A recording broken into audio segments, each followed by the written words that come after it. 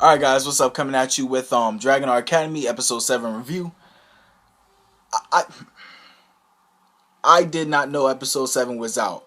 I thought episode 6 was the newly released one, so I uploaded that, but appears that episode 7 is out, so I'm just going to try and do this quick review and just wait for next week. There are two things that are pretty much going on in this episode. That is the school outing, and there's about Lucca Sorenstein. I can't pronounce her last name. All I know is that her name is Lucca. So first, I'm going to get on with the school outing that's going to happen. In this school outing, it's pretty much going to be like a training session, and in this training session, Anti Sullivan Academy's best are going to go out to train, basically to hone their skills.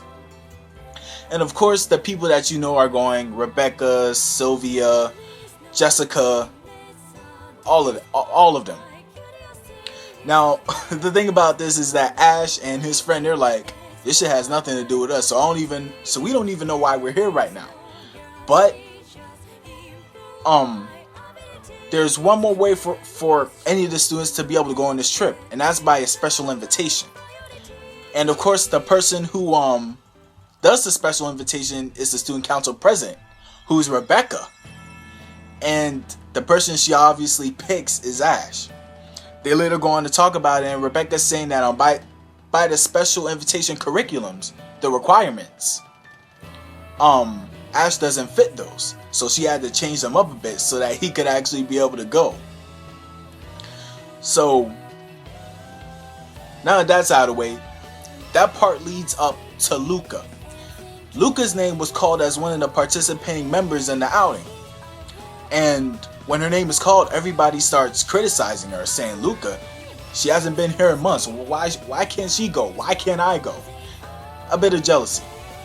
Now it's revealed that Lucca broke Rebecca's record and is the youngest Dragonar.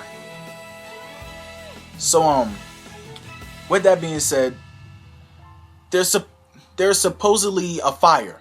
They rush into where the room is, and we see a lowly elf in what appears to be a coffin. They all get scared out of their minds, and she pretty much wakes up. She's saying, "Oh, yo, good morning." This girl is apparently Lucca Sorenstein. I just need to call her Lucca because I can't remember her last name for nothing. So anyway, with that being said, the problem here with Lucca that's going on with her right now is that she can no longer ride her dragon. Well, it's not that she can't ride it. Her dragon won't let her. Her dragon's name is Gawain.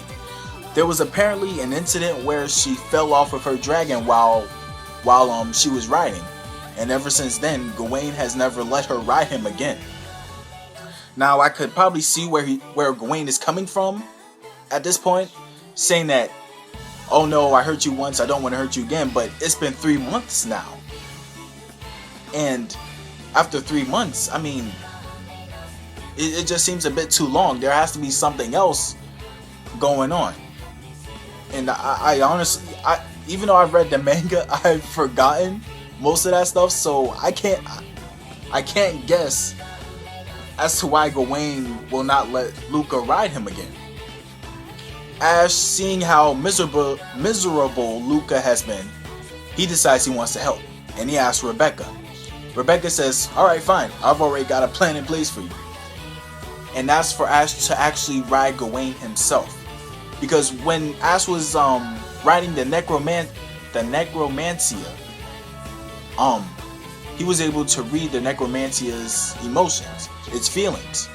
So if Ash can do the same with Gawain, Ash will know the reason as to why Gawain has not been letting Lucca ride him.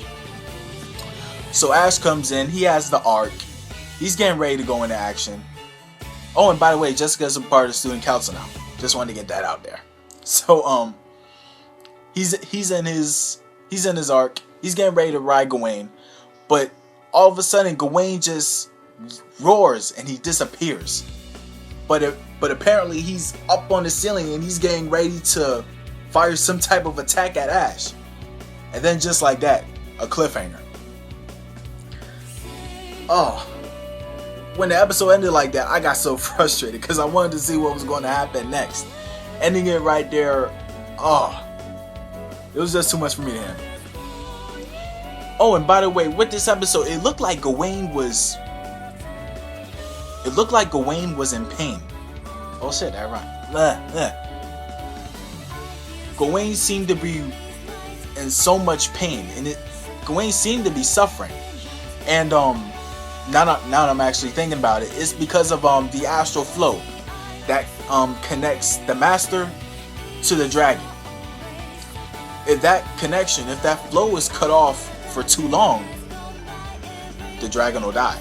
Because remember, the dragon and the master share the same life force. So, with that flow being cut off, their life is being cut off as well.